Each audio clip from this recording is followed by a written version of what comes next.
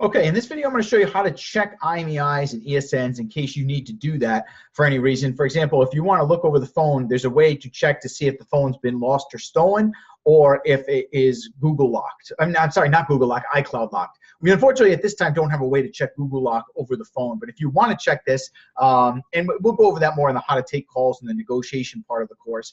But if you want to check it, I'm going to show you a few easy ways that you can go ahead and check the IMEI of the phone.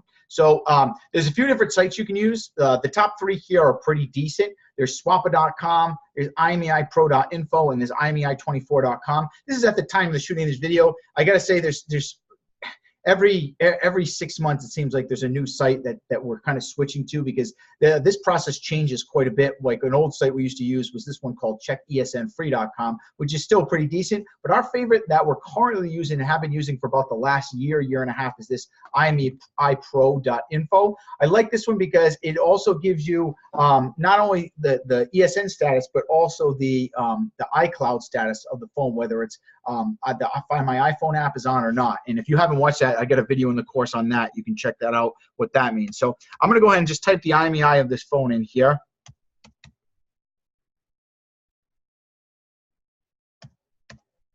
And we're going to see the ESN status of this phone.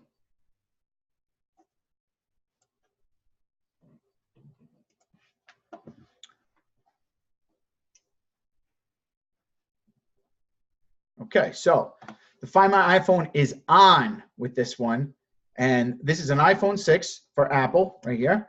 It says clean iCloud blacklist status. So it does, obviously the iPhone is not clean because the Find My iPhone is on. So we gotta make sure that's shut off before we purchase it.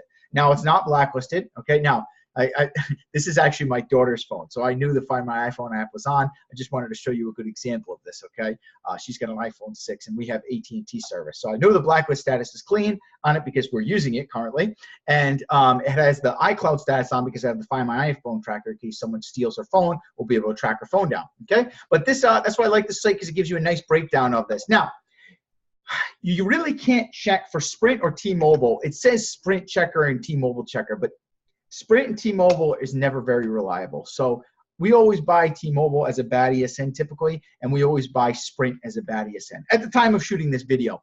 If we can find a reliable way, then I'll start checking Sprint. But right now, there's not really a reliable way to check Sprint or T-Mobile to see if it's got a bad ESN or not. So we are always just buying those as bad ESN. It doesn't matter. I don't even bother checking the IMEIs. If it's Sprint, T-Mobile, I just go ahead and buy the phone.